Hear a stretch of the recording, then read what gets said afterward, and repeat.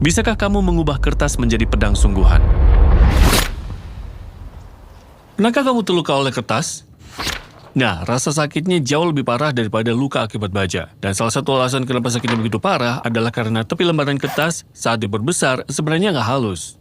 Itu adalah barisan serat selulosa kecil yang tajam yang berperilaku seperti pisau gergaji mikroskopis. Cukup tajam buat merobek kulit.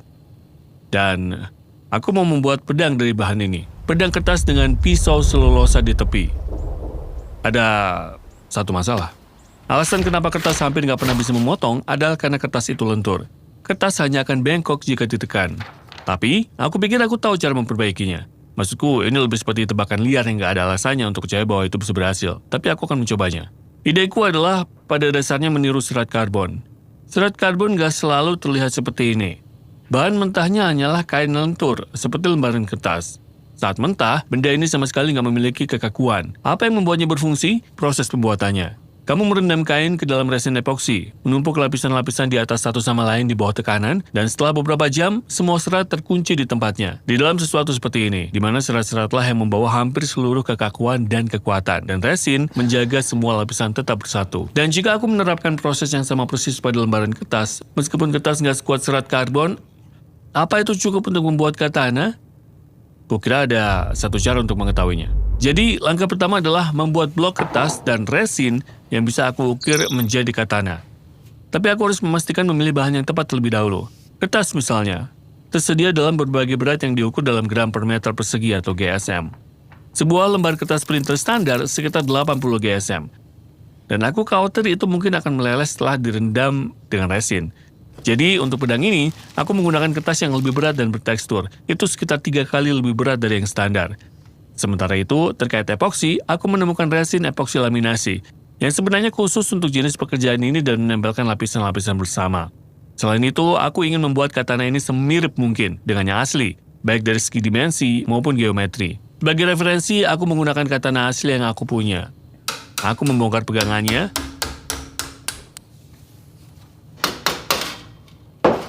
dan kemudian ngukur semuanya. Dengan ini, aku sekarang bisa membuat cetakan kayu yang akan digunakan untuk memotong semua lapisan kertas pedang. Intinya seperti ini. Sekarang untuk mencapai ketebalan katana yang sekitar 7 mm, aku perlu memotong 16 lapisan kertas secara terpisah. Tapi itu hanya untuk lapisan bilahnya. Aku juga menyiapkan bahan untuk pelindung pegangan dan pegangan itu sendiri. Dan sekarang kupikir aku sudah memiliki semua yang dibutuhkan. Semua lapisan untuk bilah, pegangan, dan pelindung pegangan. Selanjutnya, aku harus menempelkan semua lapisan ini bersama-sama. Dan untuk itu, aku akan menggunakan resin epoksi. Butuh 12 menit untuk mendapatkan gambar ini. Rencananya adalah menyebar resin epoksi di antara setiap lapisan dan kemudian menekan semua lapisan bersama-sama menggunakan papan kayu dan penjepit. Untuk menghindari kertas menempel pada papan kayu, aku menggunakan foil plastik di antara papan dan lapisan kertas pertama. Aku membaca bahwa epoksi nggak seharusnya menempel pada foil, tapi aku nggak sepenuhnya yakin tentang itu.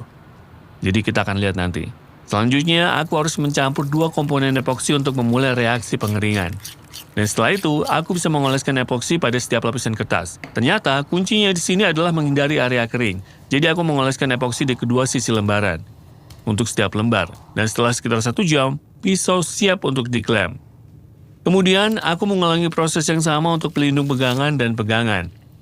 Bagian yang seru adalah aku benar-benar nggak tahu apakah ini akan benar-benar berhasil atau malah hancur saat aku melepas penjepitnya. Baiklah, aku akan melepas penjepitnya. Kertasnya terlihat kokoh, tapi aku masih sedikit khawatir kalau kertasnya menempel pada kayu. Dan ternyata, resin sebenarnya nggak menempel pada foil plastik. Dan campuran resin dan kertas benar-benar terlihat dan terasa seperti bagian yang kokoh. Penutup pegangan juga cukup bagus. Tapi hal yang paling aku khawatirkan tentu saja pisau. Dan aku pikir aku berhasil. Pada tahap ini, aku bisa memotong bentuk bagian-bagian dari blok kertas. Dan untuk melakukannya, pertama aku menggambar garis luar semua bagian. Kemudian aku akan memotong mengikuti garis menggunakan gergaji. Ini juga akan menjadi uji akhir untuk melihat apakah campuran kertas dan resin benar-benar berfungsi. Kalau nggak berfungsi, pasti akan retak sekarang. Baiklah, mari kita coba. Nggak ada yang retak sama sekali. Sampai saat ini, proyek ini berjalan lancar. Bagus banget malah.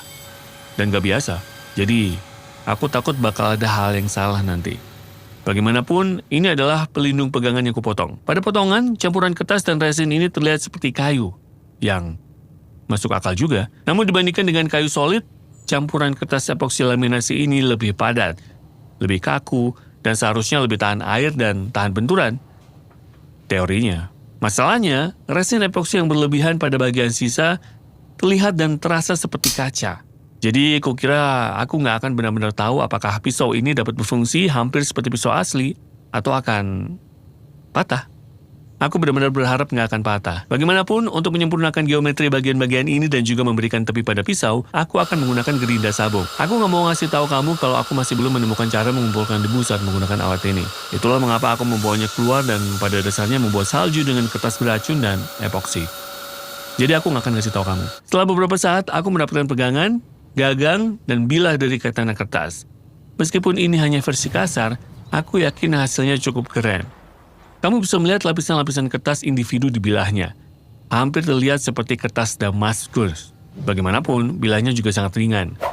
Aku nggak yakin apakah tajam, tapi sepertinya ada tepi tajam di sana.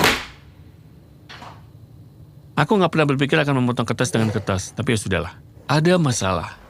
Pedangnya lentur, seperti terlalu lentur. Terlalu lentur untuk dianggap sebagai pedang dan bukan tongkat. Dan meskipun aku mencoba membuat pedang kertas yang emang dari awal udah nggak masuk akal sendiri, aku mau seenggaknya memastikan untuk mencoba membuatnya dengan cara yang benar. Jadi, aku ingin memperbaikinya. Opsi pertama adalah menambahkan tulang punggung kaku pada bilah, terbuat dari aluminium atau serat karbon. Dan kemungkinan besar akan efektif, tetapi pasti nggak rapi. Opsi kedua adalah membuat ulang bilah dari awal, tetapi dengan punggung yang lebih tebal. Dan aku akan memilih opsi kedua. Jadi, lebih banyak lembaran, lebih banyak penjepit, lebih banyak beban, lebih banyak gergaji, dan lebih banyak salju. Dan ini hasilnya. Masih membuatku bingung memikirkan bahwa benda ini terbuat dari kertas.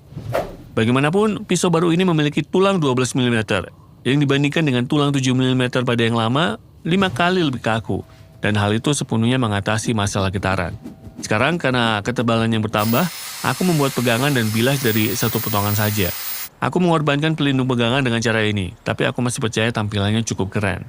Selain itu, karena aku punya bahan sisa dari blok asli katana, aku juga membuat pisau kertas.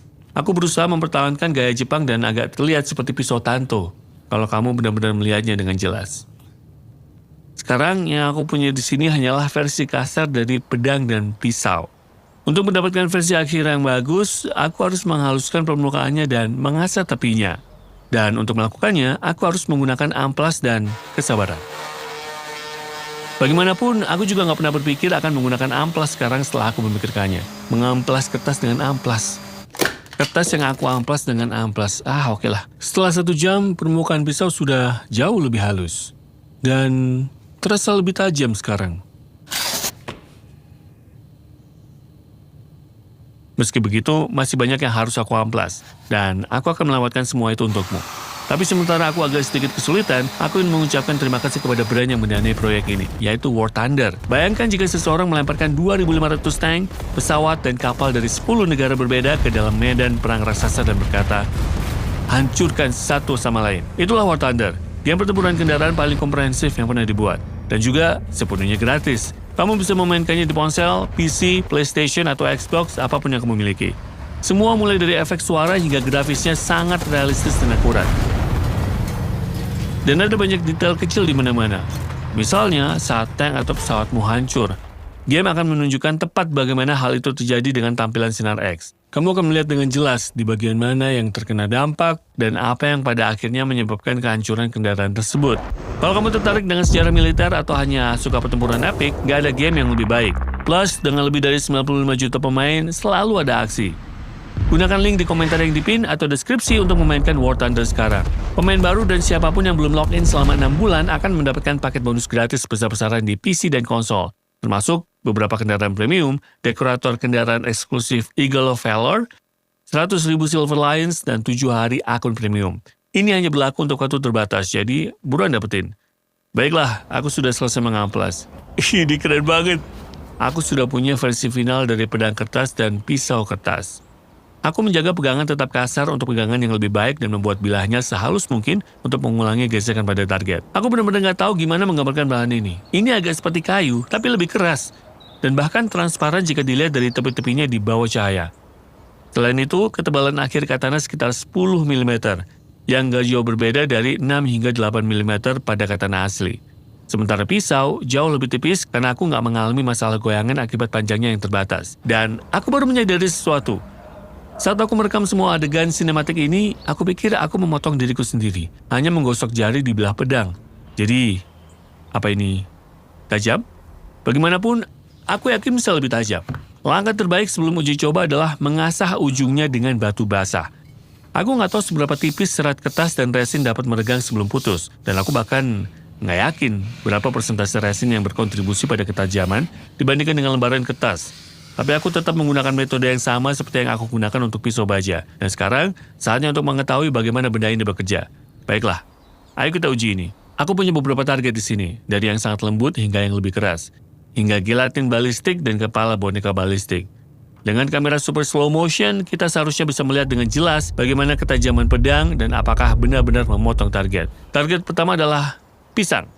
Tapi aku rasa aku harus sedikit menyesuaikan ekspektasimu di sini. Beberapa hari yang lalu, benda ini masih berupa gulungan kertas. Jadi jika aku berhasil memotong pisang dengan bersih menggunakan pisau ini, itu sudah merupakan kemenangan bagiku. Bagaimanapun, aku akan mencoba dulu dengan pisau yang baru aku asah, lalu membandingkan potongannya dengan potongan pedang kertas. Meskipun terdengar jelas, tetapi kamu bisa mengetahui ketajaman pisau dengan melihat apa yang terjadi saat kamu memotong target. Kalau kamu perhatikan, bagian bawah pisang hampir nggak bergerak, dan itu berkat tepi tajam dan geometri tipis pisau. Selain itu, permukaan potongan juga sangat halus. Sekarang aku akan mencoba dengan pisau lain. Aku rasa hasilnya nggak akan sama. Tapi ini akan menarik. Maaf sebelumnya atas teknik yang memalukan. Ya, memang berbeda. Sebenarnya sih, nggak terlalu buruk. Dari gerakan lambat, kamu bisa lihat masalahnya bukan pada pisau, tapi karena aku memukul terlalu tinggi. Potongannya sendiri sebenarnya cukup rapi, jadi aku akan mencoba lagi. Oh iya, rapi banget.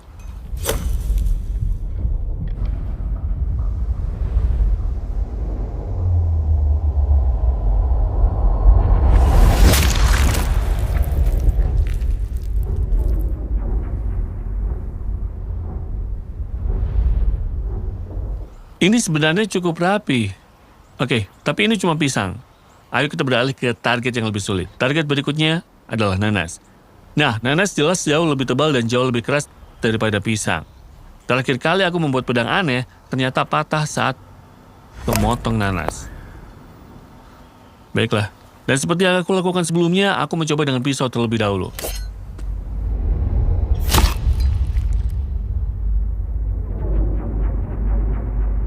Jadi aku penasaran apakah pisau kertas bisa seenggaknya membelahnya.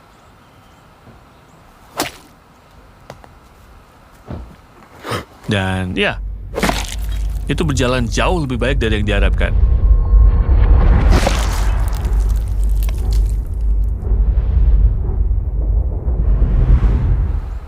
Ini luar biasa. Pedang itu memotong nanas dengan sempurna. Dan aku bahkan kesulitan membedakan antara potongan pisau dan potongan dari katana. Aku nggak menyangka ini. Baiklah. Labu.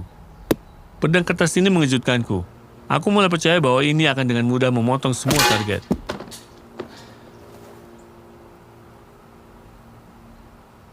Itu menyakitkan. Pedangnya patah. Tapi, setelah melihat rekaman lambat, aku tahu itu bukan kesalahan pisau, tapi kesalahanku. Saat mengayunkan pedang, menyelaraskan tepi pedang dengan arah ayunan sangat penting untuk mendapatkan potongan yang bersih. Tetapi hal itu membutuhkan skill, yang aku nggak punya. Kalau nggak dilakukan, pedang baja hanya akan sedikit bengkok, karena baja sangat kuat. Tetapi kertas dan resin, ya, mereka jauh lebih sensitif. Kamu bisa lihat ayunanku, tapi pedangnya sama sekali nggak sejajar, dan itulah mengapa bilahnya patah. Jadi aku memperbaiki katana itu untuk memberinya kesempatan lagi. Pada dasarnya aku hanya membuat ulang ujungnya. Aku kira sekarang menjadi pisau kertas. Dan aku akan mencoba memotong labu sekali lagi. Kali ini penempatanku sedikit lebih baik. Tapi masih belum sempurna. Tapi karena pisau sekarang lebih pendek dan lebih tangguh, hasilnya keluar tanpa goresan. Jadi aku akan mencoba lagi. Dan dari rekaman ini, hal itu menjadi cukup jelas. Dengan penyelarasan yang baik, pisau kertas ini nggak buruk sama sekali. Setelah itu, aku mencoba memotong botol plastik dengan cepat. Tapi nggak berhasil. Bahkan dengan pisau tajam pun nggak berhasil. Sampai aku memukul bagian bawah botol, di mana air mencegah plastik untuk bengkok. Jadi, aku nggak benar-benar tahu bagaimana menilai hasilnya untuk yang ini. Berita baiknya, tepi pisau kertas ini hampir nggak rusak. Sekarang target terakhir sebelum kepala dummy adalah gelatin balistik. Bahan ini sangat sulit dipotong dengan pisau biasa. Mungkin karena gesekan tinggi yang dihasilkan gelatin terhadap bahan halus. Dan hal ini juga yang berlaku untuk badan kertas katana. Tapi bagaimana jika kamu mencoba menusuknya daripada memotongnya? Nah, aku mencoba dulu dengan pisau baja dan lumayan berhasil. Aku hampir kehilangan beberapa jari dalam prosesnya. Tapi, bagaimana dengan pisau kertas? Dan sekali lagi, ini bekerja jauh lebih baik dari yang diharapkan. Baiklah, uji akhir untuk pisau kertas ini adalah kepala dummy balistik. Ada kemungkinan sangat tinggi pisau ini akan rusak lagi. Tapi, aku benar-benar ingin melihat apa yang terjadi. Sejauh ini, aku cukup terkejut dengan hasilnya. Baiklah.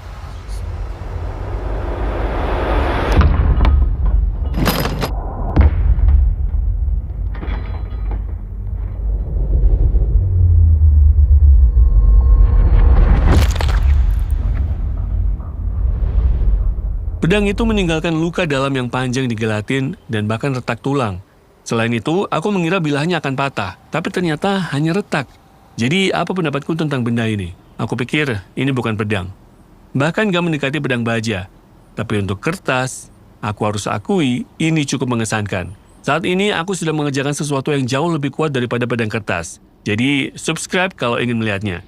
Dan juga, terima kasih kepada War Thunder yang mendukung proyek ini. Gunakan link di deskripsi untuk mendapatkan paket bonus gratis besar-besaran di PC dan konsol. Cek sekarang.